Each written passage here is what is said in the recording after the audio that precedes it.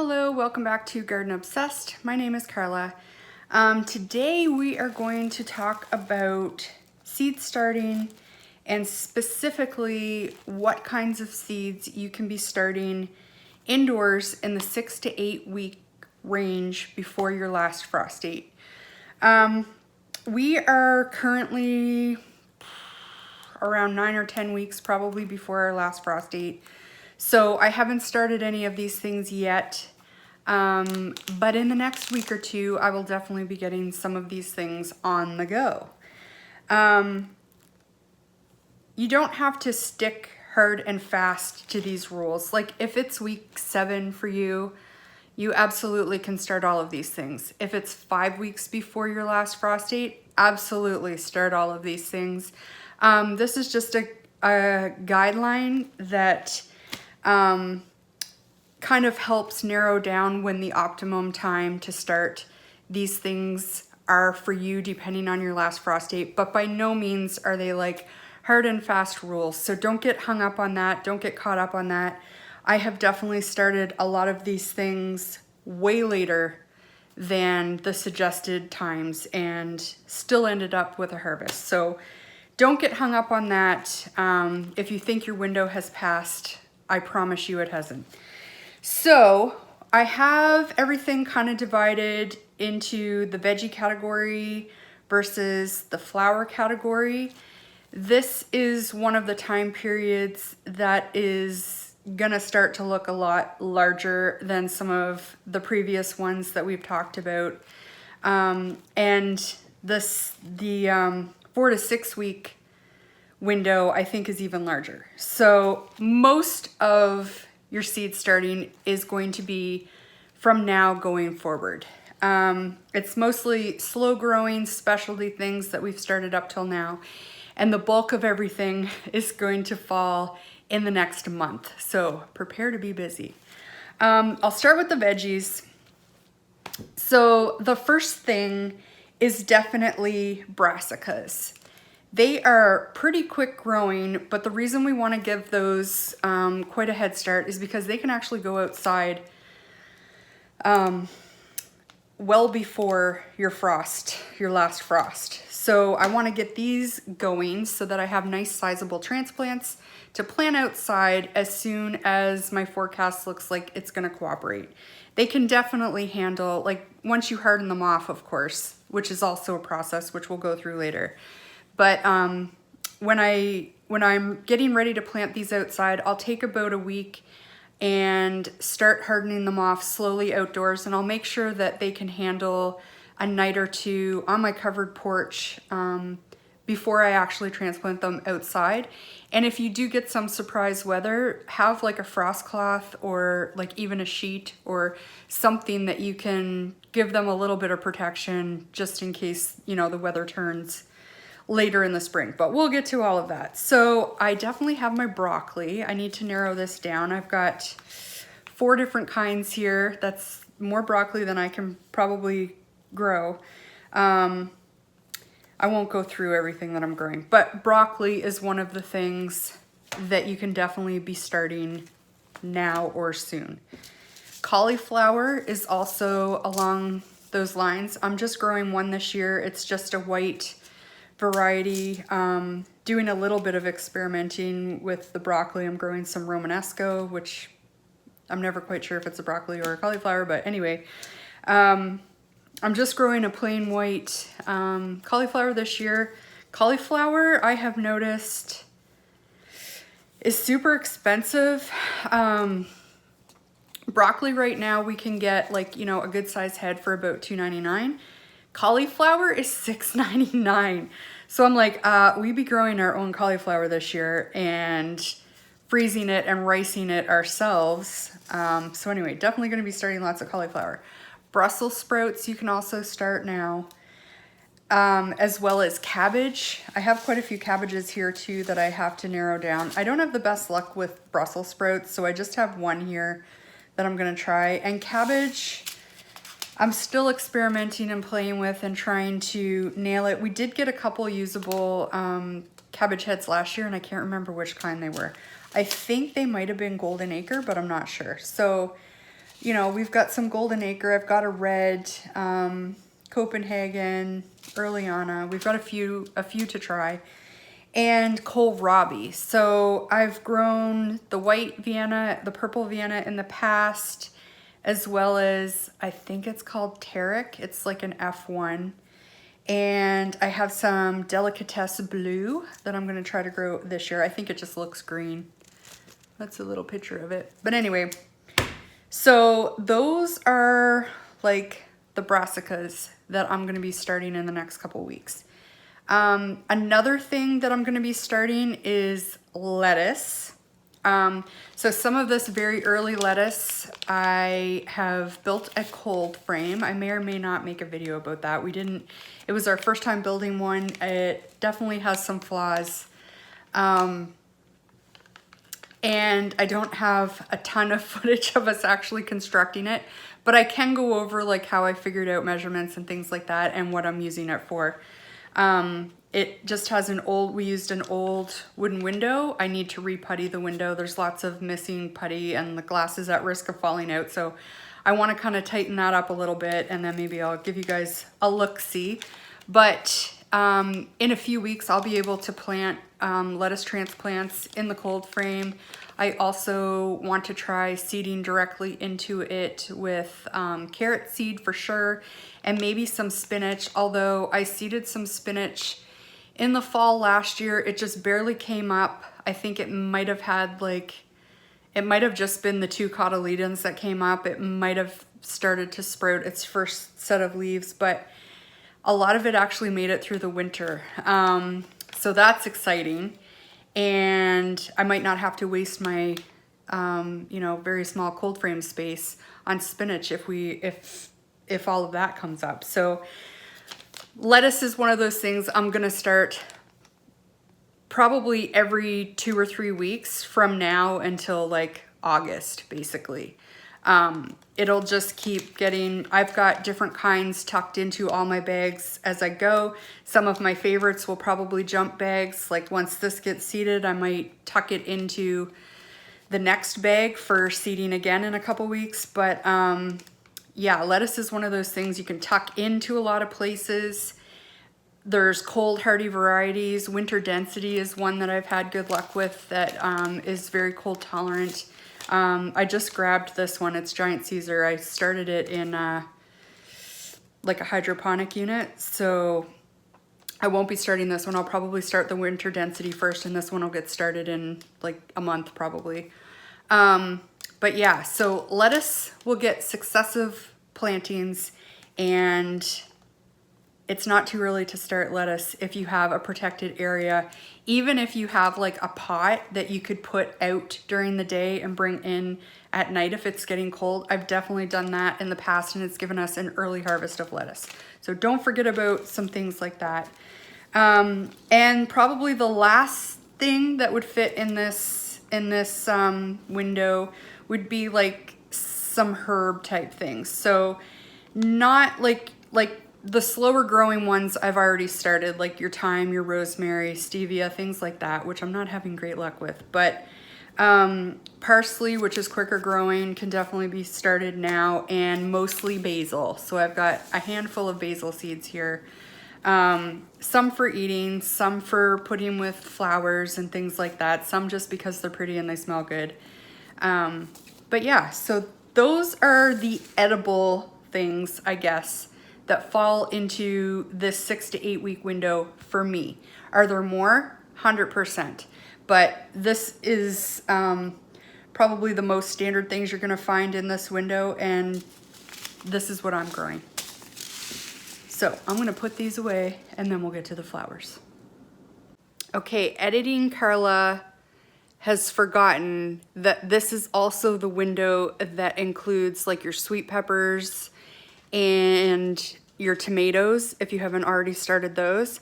I started mine a little early, so I forgot I had taken those out of the bag. So now is the time to start all those tomatoes and finish up your peppers. And that completes my 6 to 8 week edibles. Okay, so I've got some things laid out here. Basically, you're gonna kind of see two types of flowers that I'll be planting. Some will be cut flowers and some will be like either bedding flowers or flowers that I'll use in pots and containers and hanging baskets and things like that. So there's a couple that are larger categories I'm growing a lot of. I'll go through the more common ones first, and then there's like a couple that are specialty, I guess, that I'm growing this year that I don't grow every year, and I haven't grown either of before. But yeah, so we'll start with some of the cut flowers. The first big category is going to be straw flower. So straw flower is a common cut flower. It's one that I like to grow. I grew a few last year, not a whole lot. I'd like to grow a few more this year. I've got like 4 or 5 different varieties here. Some of these seeds are getting kind of old, so I'll probably start quite a few, knowing that straw flower is one of, I believe it's one of the seeds that doesn't hold very well for very many years. So there's no point in holding on to these anymore. I'm just gonna grow them all and see what we get. I do have a mix here that's fresher, so if none of these grow, I know for sure these will. So straw flower. Another one kind of along those lines is status. So I've got a few here. They're mostly mixes, couple of pastel mixes, and a brights mix. I also have German status, which isn't really the same thing, but because it has status in the name, I've kind of thrown it into the same category. I think it's kind of tricky to start as well. I tried starting it last year. It was fresh seed last year, and I don't think I had any germinate. So I'm just gonna start them all, see if I can get 1 or 2 to grow. So that is the next kind of category. Then you have, I'm gonna throw these together. Celosia and Gomphrena are kind of in the same lines. So I have to adjust. They were kind of sitting on my ear wrong.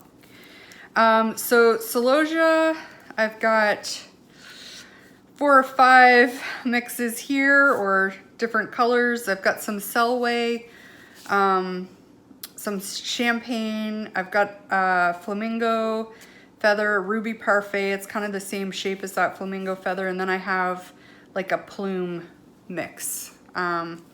So that's quite a few shapes and things in a whole bunch of colors. Those will be fun to grow. And I've also got some Gomphrena.